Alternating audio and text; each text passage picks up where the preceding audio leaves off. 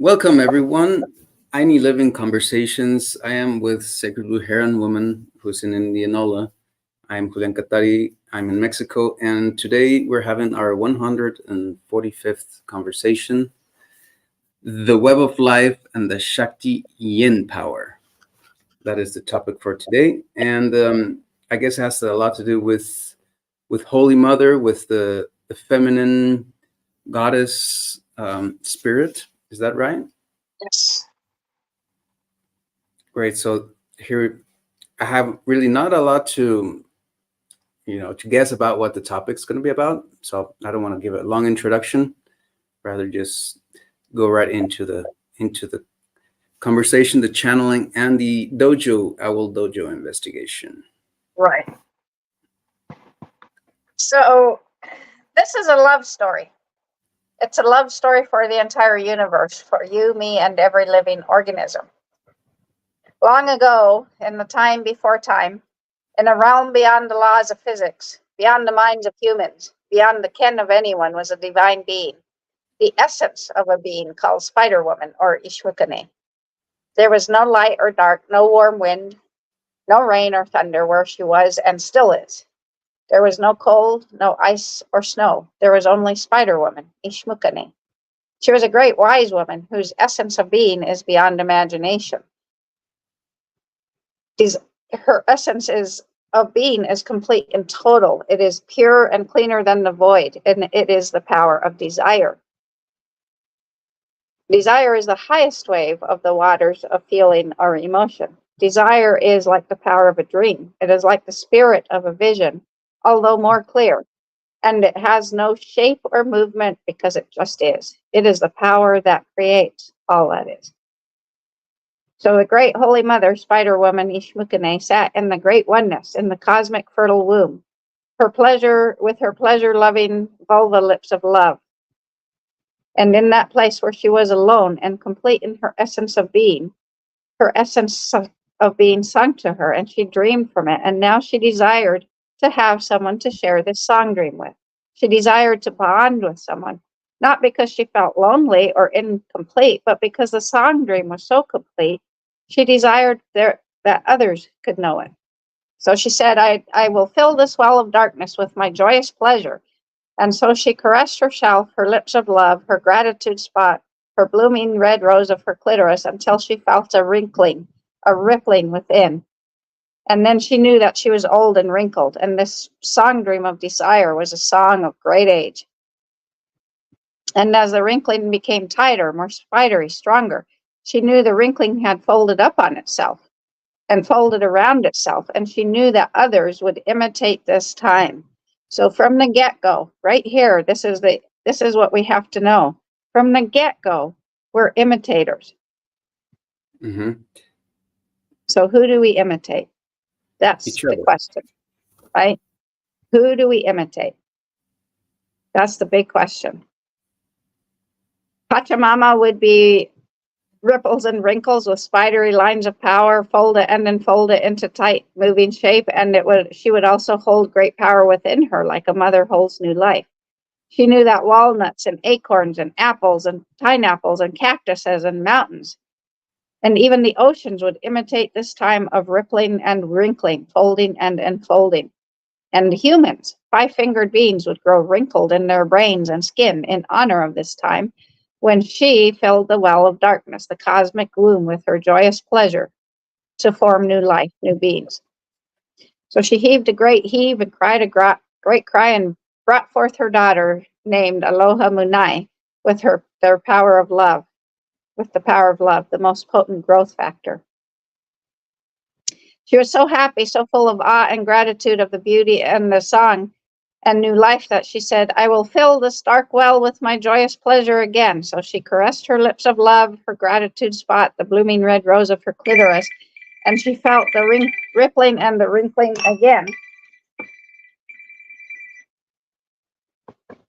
And again, she heaved a great heave, cried a great cry, and gave birth to another daughter, and she named her Tao, the way of life, the way of the womb, the will of life. And so was formed the sacred triangle that informs all our biology. She continued singing her desire, the movement, singing and pleasuring herself. And the movement, that is the multiverse and its dancing, came from this. And as she sang, her daughters started singing also, and they echoed her heart song of desire to share, to bond, Aini. They sang their heart song, which was the same as her, which is a heart song of the great mystery, the power that moves, desire. And the song seemed to deepen as she heard other hearts singing, and it seemed more free and more and stronger. So they rose up and they were singing, and now each had their own bundle, and in each bundle the life of the universe rose. The polarity principle, yin yang, shakti shiva, waited till it was sung into life. Now these beings were not human beings, but supernatural beings and forms, energy fields. They did not and do not have physical bodies because they are much vaster than a star, a planet, or a solar system, or even a galaxy. None of these entities could contain all they were and still are. So Spider Woman told each of them that they were to make more beings so that the song could go on and on, so that they could share the beauty with more and more beings. She told them that as they felt their desires and pleasured themselves, a part of the song would become their heart song to be sung into fullness and ripeness. And they understood because they were the song and the mystery. All of it, yet only a small piece of it. So as Aloha Munai began to sing her heart chant and pleasure herself, she felt the rippling and the wrinkling. And as she sang and swirled in great pleasure, her pouch got very tight, and out of exploded Yang, Shiva, with globes of light now beginning to form, pushing outward in great whirling spirals, a great wheeling multitude of stars, all singing as they circled and wheeled like great geese upon the void. And as they spiraled outward, they grew larger and brighter. Around and around the still invisible centers where they sang.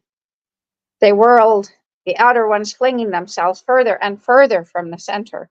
Great arms forming in the spiral dance, following the lines of the song, the arc lines of the yin shakti essence, reaching out further and further into the mystery, carrying the song of their light, making both the light and the darkness as they danced. Yeah, that should be, I need to change that. We're still talking about Yang Shiva. Right, finding the Yang Shiva essence coming to them from the darkness and flinging it out from themselves in the light. So the Yang Shiva essence danced in the void, in the light, and in the midnight reaches of the gleaming dark it sang. And then Tao began to sing her desire, the way of the womb, the way of life. And the song changed again as Ishmukane, Aini, and Aloha Munai joined her song. And from their brilliant globes of light, new shapes spun out, a new essence, dancing around and around the lights. And this was, I got myself confused. We started with Yin Shakti, now we're with Yang Shiva. Whatever, it doesn't matter which order. Right? So as the three continued their singing and dancing and self-pleasuring, their arc lines came together to form tetrahedrons, forming the matrix or the womb of creation, the web of life, from which the Yin Shakti and Yang Shiva essence flow in all of creation. And these tetrahedrons manifest to us in the form of snowflakes. The web of life is a pulsing breathing envelope that connects all living beings on Earth, from animals to humans to plants to trees to stars and beyond. And the web and its song lines are how we stay in tune with the environment and to each other on an intuitive level. And these song lines or arc lines are where the archetypes come from. I can't begin to explain it yet. It'll come to make it more understandable. But No, pretty good.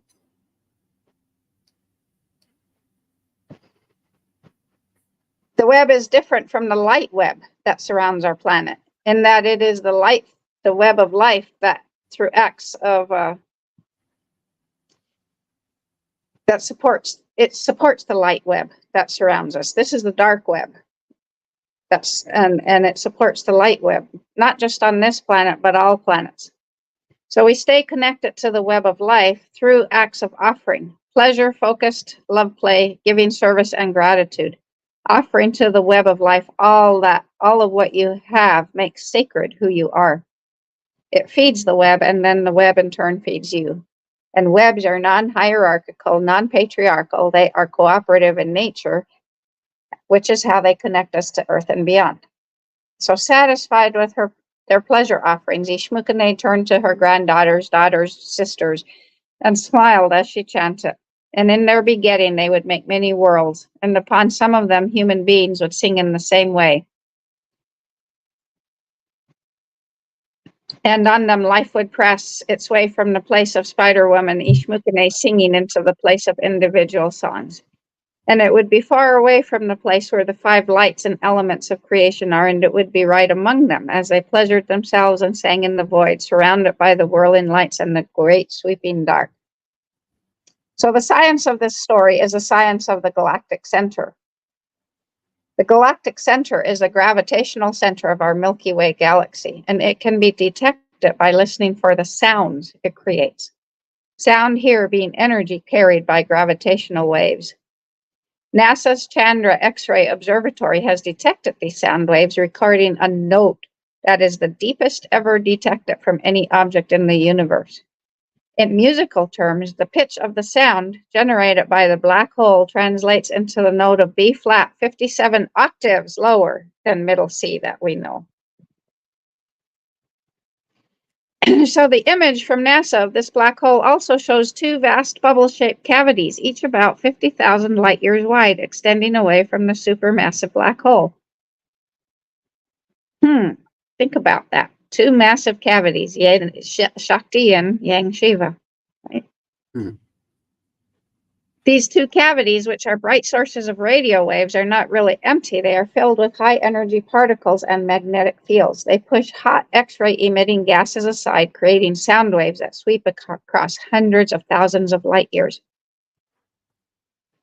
The vacuum of the black hole, or Ishmukane and her 2 granddaughters, sisters, is a perfect circle, and it is in the constellation of Sagittarius. The galactic center is Holy Mother, Spider Woman, Ishmukane Aini, with her granddaughters, daughters, and sisters, Aloha, Munai, and Tao, the way of life, the way of the womb. So as Spider Woman, Ishmukane, and her daughters and granddaughters, sisters, spin the web of life from galactic center, the web of life is spun from our wombs as females and from the hara of men. And from that, now let's go into the power of Shakti. Okay. So it's 2 sections. Yeah, we needed to start with the creation story again to kind of bind it all together. So Okay. I really like this. Shakti Yin powers everything, from the planets in their orbit to the radiant power of the sun. The feminine Shakti Yin embraces the masculine Shiva Yang. And so then there is a neutralization of energy, which creates harmony. The masculine and the feminine combine and become neither or both. Together they are a powerful force in which action and creation rise to the fore. So man hovers between light and darkness, woman between darkness and night. And when the twain meet, time stands still and suspended space, and the stars gasp in silence. Thus it is when Shakti Yin unites with Shiva Yang, he has the power to create, because without her, he is nothing. Shakti Yin is the creative power of life force energy. She is the flow that connects your body, mind, and soul. She is the living power of Holy Mothers, the creative force that manifests. Shiva Yang is consciousness, the unmanifest. While Shakti Yin is form and substance, Shiva Yang is formless. Shakti Yin is more plentiful than the 2. Shiva Yang is more active and more tangible. So consider this. On earth, there is more water than fire. Fire may be exciting, but water is abundant. So Shakti Yin takes prominence over Shiva Yang. Mm-hmm. And when Shakti Yin and Shiva Yang and Shakti Yin are observed, the energy and excitement, or Shakti Yin, is creation itself. Shakti Yin is the mother of creation. She gives birth to the new, the child, the idea, the manifestation. This is what is called the mother. But without Shiva Yang, the power of Shakti Yin may be undisciplined. So they go together, action and consciousness. Shiva Yang without Shakti Yin is ideas without passion. So in this living dance between the two, we are creative. She is very much on Earth. She is Earth. She does not leave the creation to be at some place up in the sky. She is right here in us now. Shakti Yin is the essence of sexuality, which manifests and creates both form and life. She is also the passion for life and the engagement with life. She is sensual, rich, and overflowing. She manifests in order to play, and she destroys in order to play even more. Her dance is one of pure delight. So when we are in delight, free flowing, following our heart's desires and living them, we are in the flow of Shakti Yin. The nature of Shakti Yin cannot be fully defined, as it is ever evolving, ever expanding, and unique in the way that it flows through each person. Shakti Yin has no belief, no dogma. That would be Shiva Yang, that likes the dogma. Shakti Yin has no dogma or teaching to it, as it is feminine and unique for each person. So we feel Shakti Yin through her first movement of pure, joyful desire. And between the three, they create three spirals that symbolize illumination, action, and stability. So the dance then of Shakti Yin, as she dances on Shiva Yang's lap of stability to create us, the world, and the universe, is what results. Now, there are different varieties of Shakti Yin power. The first one is Para Shakti Yin or Para Shakti Yin. This is the supreme force that exists throughout the entire manifest universe. Its principal attributes are heat and light. Science has been studying heat and light for as long as we've been inquiring about the nature of the cosmos. For all this investigation, modern science still knows very little about light, and the same is true of heat. So, they've been studying it for eons, and we still know very little about Shakti Yin or Para Shakti Yin. Mm-hmm. But in regards to spiritual light and heat, there is very little science, as there are no mechanical tools available to study the phenomena.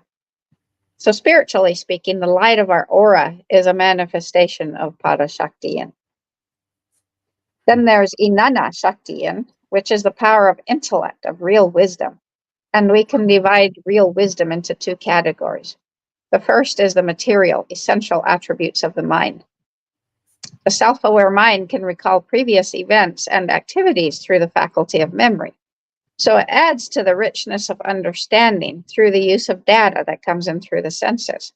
And to do this, the mind categorizes things into coherent groups that are analyzed and then stored either in short-term memory or long-term memory.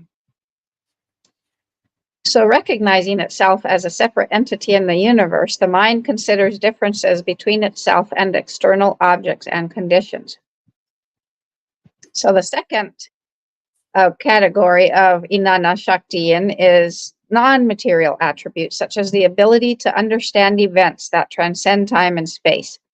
So any ability of clairvoyance, clairaudience, clair whatever is powered by the Shakti Yin. And so then we have Icha Shakti Yin, which is the power of will. Through Icha Shakti Yin, we move from place to place through locomotion, and we harness the power of Inanna Shakti Yin, the mental power, by means of the muscles in the throat, the voice box, to communicate and influence one another through speech and song. And then there's Kriya Shakti Yin. This is the mysterious power of manifestation. Through this power, acting in combination with Inanna Shakti Yin, we create art and music, and we can achieve creative synthesis for new advances. Kundalini Shakti Yin. Shakti Yin is a power inherent in nature. It includes the phenomenon of electricity and magnetism. Spiritually, it is the Shakti Yin that matches our internal conditions with reality. It is the Kundalini Shakti Yin. And the last type is Mantra Shakti Yin. And this is unique in that it can be used to invoke and build within us the abilities and characteristics of the other 5 types of Shakti Yin power.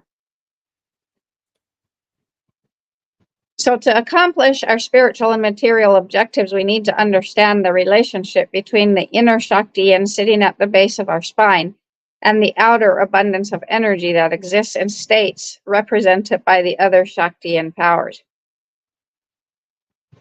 So this shakti yin that sits at the base of our spine is, as we work with mantra over days, months, and even years, a steady accumulation of energy takes place.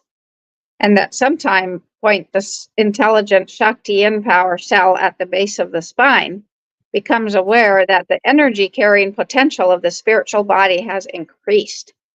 And at the same time, the ability of the subtle spiritual body can be used for even higher amounts of voltage by the mantra work. So accordingly, the shakti yins at the base of our spine releases increased amounts of energy into the spine and subtle body. So then, because our capacity has increased, shakti yin gives us more energy with which to work. So there is a second net gain in usable spiritual energy. So all mantra practices then will have not just one result, but two over the course of time. By this route, say you're initially, same as with pleasure, you're like a shot glass, right? The way our sexual orientation now is, our pleasure is about a shot glass full, as our initial shakti energy at the base of our spine is like a 10-watt light bulb. But it can grow to carry 50 watts, and then 100, and then even 500 watts of spiritual charge. And there are humans among us who are discharged, and they are the great spiritual teachers that have had religions formed around them. And we can all attain that. So now Shiva Yang, being pure consciousness, is largely inert and more potential than action. So Shakti Yin introduces the idea of passionate procreation to him and gains his total attention, drawing him out of his inward focus into a fully conscious engagement with the phenomenal world. She teaches him that passionate involvement in the world has a place that is not only spiritual, it also leads to greater expression or manifestation of his potential.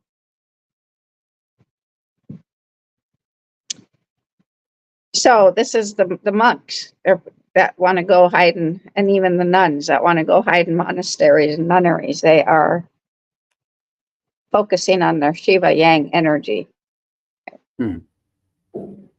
So to bring ideas to fruition, the energy of the great feminine is an absolute requirement.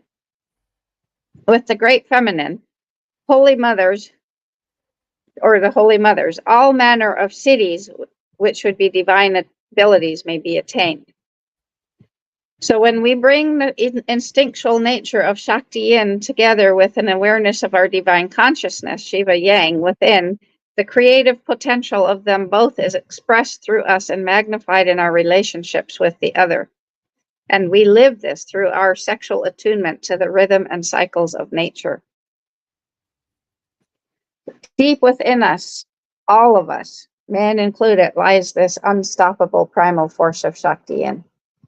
Teeming with life and overflowing with passion, this power has its source in the place from which all life pours forth in an inexhaustible torrent.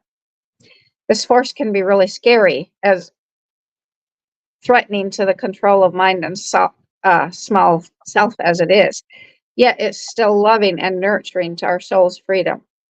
If we resist this force, then chaos and fear is what we will experience. And if we do not resist it, then we will experience its bliss, which screams life into all our senses and soul. This Shakti and power will destroy our resistance to being open, connected, joyful, empowered, and free. It will wipe out the part of us that we think we are, trigger our greatest fear of all, the threat of our identity. But pure Shakti empowered cares not for these boundaries. She blasts right through them. It's called ruthless compassion. It's freedom, spontaneous and wild. Shakti Yin is the fertile, fecund darkness, the breathing soil of our Pachamama, and the depths of our instinctual nature and intuition. And when we allow her to take us, we live in freedom, loving the unpredictability and uncertainty of living in the moment. Denying Shakti Yin's flow leads us to overindulge in the external instead of living according to what lies within us. It leads us to destroy and devour ourselves, creating a desert of consciousness instead of a rich, lush forest of fertile abundance. That's why we're desertificating our planet. Yeah. This Shakti Yin force lies behind all appearances, all structures, all apparently ordered and reasonable things we do. She's always there as a substratum of life, waiting for us to break the rigidities of what we have created in order to discover what true creation is, moment by naked, vital, pulsing moment. Shakti Yin is love. It leads us to love through her fertile, fecund, uninhibited force, dissolving all beliefs that stand in the way of wild joy, the expression of love without convention. Shakti Yin is a radical force for change, for freedom without boundaries. She's the vital flow of living love. And surrendering to this primal love allows you to experience the love that creates all of life. And this love is vital for us to reclaim. It is aloha munai. Shakti Yin generates energy, power, and strength. Her grit and determination, allied with her exuberance, her natural intuition, and sovereign authority, enables us to break through any limitations. She is vitality and empowerment. But she needs Shiva Yang, the mind of truth, to guide her and to be whole in her right place in harmony. So the purpose of this transformation is to become and to be, rather than to externally process or analyze, which is what Shiva Yang does. Shakti Yin flows through both men and women in many ways. She flows in presence, in paradox, in process, in receptivity, and in resonance, and especially passion. So what is presence, and how would she flow through us through that? Well, it's being able to live here in the here and now without judgments about right or wrong or good or bad, and without relying on old concepts about what to do or what not to do. Shakti Yin simply responds in the moment and moves to dissolve limitations by using whatever means is appropriate to remove the situation or person onward in their spiral of growth. Sometimes it can be really shocking, especially if we resist her. But really, she just wants to be loving and easy. But it's us who demand the hard, shocking baseball bat. Paradox. Living with paradox involves accepting what appears to be contradictory as two parts of the same whole, depending on context and the moment of expressions, because what is good for us in one moment might be bad for us in the next. But the only way to know the difference is to flow in Shakti Yin. The process, the journey can be more valuable than a particular result of destination. Staying with every step of our journey and allowing it to unfold without forcing it, but yet our desires, acknowledging the desire. Right? So it allows us to flow more deeply with Shakti Yin. So we have Michael Singer, who wrote the book Say Yes, something like that, the surrender experiment, where he just said yes. We have an astrologist named Tasha Silver who says, get rid of your vision boards, don't try to dream anything, just say yes to life. Well, that's all fine and dandy. Shakti Yin will give us lots of opportunities, but she wants us to dream. Mm-hmm. She's not manifest herself until we dream. So this is until we allow our desires to come forth for the benefit of all of us. Receptivity and resonance. In the flow of Shakti Yin, we feel we are in sync with everything within and with around us. And when we're sensitive, we're like a musical instrument. We're able to resonate with notes coming from within and without, able to surrender to powers greater than ourselves. Each of us, humans, is a symphony of notes playing together in self-contained harmony. And we can feel another's music instantly in our first meeting. And we know whether this person resonates with us, whether we are attracted or repelled, whether he or she fits naturally into our own symphony. We also recognize when someone is being true to his or her own vibration and displaying it without disguise, pretense, or fakery. In other words, our bullshit detectors get activated really well when Shakti inflows well through us. So as we are music, we have to work out how to play our tunes, our piece of the greater symphony of creation. So what is your keynote? What is it? And I know that mine are G below middle C, and D above middle C. Those are my very resonant notes. How do you figure that out? I found a guy online that he lives in the mountains of Colorado, and I made an appointment with him, and he went through the notes of the scale. And I allowed myself to feel each one, but at the G below middle, that was home. That was absolutely home. And then D. So I know those two are my keynotes. So what is the resonant chord you are most comfortable with? I don't know that yet. And what tempos and rhythms do we move best to? So a large part of our purpose in life is to syncopate, to tune into these resonant vibrations behind creation so that we can express our music completely, sound all the notes in our personal symphony, and this frees Shakti in us. Passion is love put into action. The passion is a will to share being. It is the love that seeks the well-being of all, not just myself and my little family group, but all. In the beginning phases of passion, we become easily enthusiastically inspired to start making bigger changes in our life. And good results fuel us to keep us going. Talent and genius is there, but it is only through discipline that we will make anything of this. So in this willingness to say yes to life, growth and creativity and service, we grow. we develop passion. Soul passion comes from love, and love and passion becomes a force that, when combined with humility and creativity, become a force for revolution. Evolution then becomes a revolution. It is purpose, passion, and love that fuel us, burning inexhaustibly within us, pulling us through any and all situations. And this passion, once it sparks, it will never be taken away. It is always there. This is the passion, the conviction that feels deeply for others and vows to feed others. That's what fueled the Inca. That's how they built an empire in 50 years. Mm-hmm. That wells deep, up deep from the core of the heart. Passion arises in those who truly love and will do whatever it takes to live and share more of their love. For when we abandon ourselves to being an evolutionary agent, unlimited energy flows through us, and this passion cannot be faked. It is the open willingness to embrace the very best potential of every moment and to work with others to move that moment forward.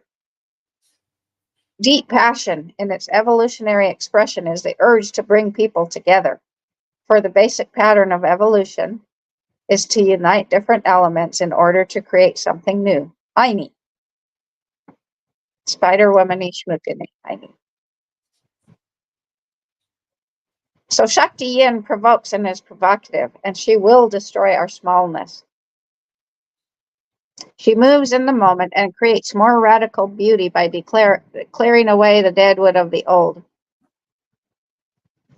Worship of the great feminine takes place every fall in India with a festival called Navaratri.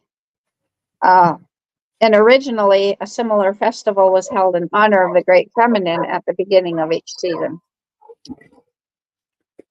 So is it possible to misuse this Shakti Yin power? Absolutely. That's what brought on patriarchy, was probably because there were women abusing their Shakti Yin power. Mm.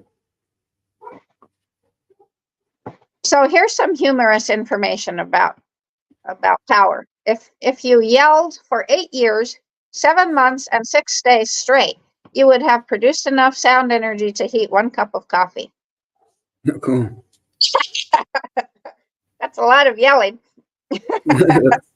That's a hard way of warming up a cup of coffee.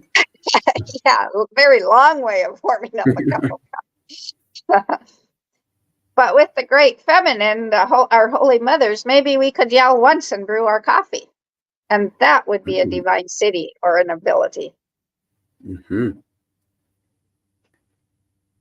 So when we practice diligently, we will arrive at a place where Shakti begins to respond to our conscious thoughts in powerful ways. And with this Shakti yin come gifts of power. However, gifts that arrive this way are not sealed for our protection. We still have free will. So a conscious moment-to-moment decision about the use of our gifts is absolutely important. The new reality for anyone whose Shakti and power has been awakened is that there are now greater consequences to their actions, whether spiritual or mundane. Mm-hmm. So if you ever find yourself in a situation where you might do something you would later regret, remember this: hiss like a snake, but don't bite.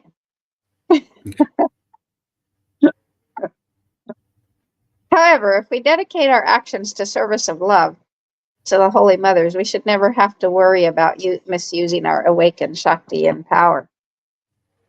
And the more that Shakti and manifests in our life, the more our lives will change. And as we become aware of ourselves as a spiritual light bulb, increasing in wattage, you know that Divine Mother has you. She'll never let you go now. By showing you the increase in energy, she will motivate you to further efforts. And by solving your problems and fulfilling your desires, she will move you down the road to spiritual advancement. Like any good mother, she will pack your lunch with the finest fruit and sandwiches and send you off to advance in the school of life. So here's some statements about the movement of Shakti Yin within us. When Shakti Yin moves within, our entire life will change. There may be great upheavals that occur from nowhere. They can be disconcerting, maddening, frustrating, and yet joyful and life-altering, but they always move us forward. The movement of Shakti Yin within cannot be stopped, but it can be redirected. And you may have no choice but to heed its call. However, choices among the paths emerging from our decisions still remain. So the cause, whatever cause we put, we still have to reap the effect. Hmm. The movement of Shakti Yin within inevitably leads to both love and knowledge. The great feminine, Holy Mothers, are loving and giving by nature. So always assume that she is trying to give us something new and that she thinks we need. Shakti Yin leads to the divine beloved within, where all questions are answered, all tears are dried, all love resides, and all knowledge is contained. And this way of the womb, we'll talk another. We might go into the way of the womb because Mm-hmm. water is the subject of diving into water is very whoa. I really like that. How there's a lot more water than fire on planet. Yeah. And then we're misusing fire so much. That's the Shiva Yang, right? Fire. Wow, But she's look how much stronger water is than fire. Yeah. And maybe how much more abundant. Yeah. At least on the I planet. mean, you think, well, fire is pretty damn strong, but it annihilates. And Shakti Yin water can annihilate too, because it'll move you, whether you want to be moved or not. It'll run you over. Yeah. So this means that we're going into the womb, the power of the womb next week, or it's not decided yet. Yeah, because I need to study water more. The simple fact is, science has not studied water, and water is very complex. Hmm. But we need to understand this because water is the basis of farming, right? That's the first thing we get into with in water sovereignty is how to slow water down and keep her on our land. Hmm. Right now, our habit is to let her run as fast as possible off, so that then we have to uh, irrigate and deplete rivers or right is endure drought. But if we can learn how to keep her on our land, so we need to learn. We need to focus more on water. But this is as I'm delving into it. This The water as a divine manifestation for the ancients, Toltecs, was the main thing. It's like the biggest pyramid was dedicated to what they would call modernly the god of water or the god of rain, Tlaloc. yeah, Which then you can argue about that definition of the god of, but it is the most important thing. It's like the first thing you want to channel, it and I like is. how you touch the sound and the light, and because it was also the ancients had these technologies where they knew how to channel energies, channel the pyramids were also had this powerful ways that we still don't know Right, how they work, exactly. but I could say they caught. I saw once an analysis of how a large pyramid, can cause rain. Like the structure it creates like this electromagnetic updrift, and it helps Yeah, with vortex. Yeah, that yeah. makes sense. Hmm. So um, so this is a main core thing in Aloha Nidao living. This is Right. the we're getting close to the core of what makes us, and we're gonna go deep into the core if we go into the womb. Yes. Um, so you're still undecided on the title for next week? Uh, the way of the womb. The Way of the Womb. Wow, that's musical. Sounds musical. So anything else? Do we leave everybody here with a little bit of hunger for next week? A little bit of So, side for well, the next. so how do we activate the Shakti in within us by bringing of our the center of our gravity down? The Japanese didn't, at least the man that interpreted the two books about Hara that I read had no um, concept of the Shakti and power, but the developing your Hara was very important to the Japanese. And that Mhm. is what it, because men don't have a womb, that is their Hara, which would be your lower dantian, Mhm. is your center of gravity. It's your source of power. And for women, it's Oh, the womb that's space. wow. So even if you don't, like I don't have one anymore because I had it surgically removed, the space is still there. I can Right, still cultivate it. and the whole, like you've talked before about the you there was a word for this, kind of like the mental structure of it, like um what was the word for that, the term of like the consciousness structure of it, even if it's missing physically, that there's still The the morphic information, field. the morphic field. That's what I'm Yeah. looking for. Yeah, Mhm. no, exactly. If I wanted to, I could put energy into growing back my uterus. Yeah, So the morphic field is there. right, But it's just not important for me to have a physical uterus. right. It's just, That I have wow. there's much more valuable uses of my time and energy than growing back my uterus Yeah, yeah. Or warming a cup of coffee with chance. by yelling for 8 years. Mm. But it says a lot. I mean, um, we were humorous about it, but it's very profound, and it's a Yeah. very it's something that needs to be treated um, with a lot of respect and a lot Yeah. of seriousness, not just blind belief and oh, this is it. No, this is real. What we're talking about here is real, and needs to be treated with all the with carefully, with all the care you would treat any other thing that you maybe might see physically or might study in an easier way physically. And then it connects us to this what the other cultures had, which was being able to experience the world completely with all these things that are apparently invisible or just spiritual.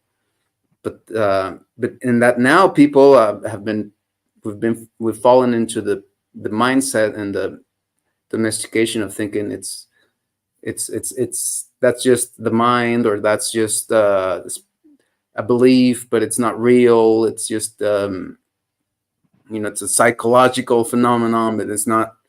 And this very stupid thing of, if you can't, if the absence of evidence is evidence of absence. Right.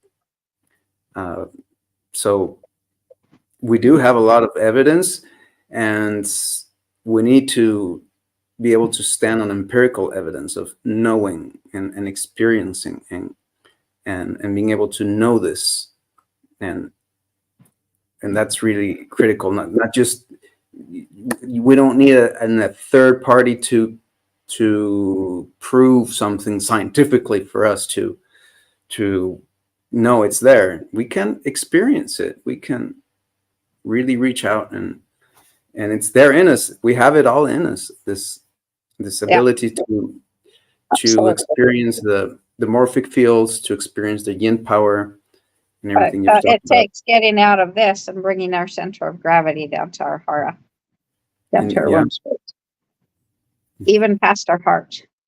So, like today, I was listening to an ad I came across my Facebook. Was this guy was saying, if you can't manifest things, it's because you're not using these 40,000 cells. And as I listened to his presentation, that was probably leading to me paying money for something. He kept talking about the heart, the heart, the heart. But so because of the Heart Math Institute in Colorado, everyone's focused on the power of the heart, but we have yet to come down, back down to our haras. We have to understand this, the way of the womb. Well, Because then the womb and the heart combine to make an even more powerful. But the spider woman weaves from her hara. She doesn't weave from her heart. No, She weaves from her hara. that's really good to know, because that would mean then we get stuck on the heart a lot. Yes, we don't come down below the heart. Yeah. Well, I'm going to use that. That knowledge. I mean, we have to have heart too. So, like, my life changed for real, for good, when I started putting my hand over my heart and brought my center of gravity down to my heart. It did. It changed. But now I've brought it down to listen to my womb. She has a voice. And then she's the creator. That's yes. Where the power of creation comes from. And I can't tell you exactly how it's changed, because I've only brought it down for the last few months, and now I'm really focusing on, because but it'll manifest in the manifestation of Owl Sustainable Life Dojo's crafting aloha Ainidao living, self-governing, regulating, self-sustaining communalism ranching, where we feed everyone. The Incas did. Oh, wow. Okay, so that's a lot of information, and that's a lot of that's a long path back that you're taking us and we've been treading this for a long time here on the program, and we're going to continue doing so. So, if anything else needs to be said, just waterfalls of blessings for everyone, and we'll see you next week. Same time, no changes. No changes yet. The power of the womb. See you next week. Power of the The way of the womb. The way of the womb. Goodbye now.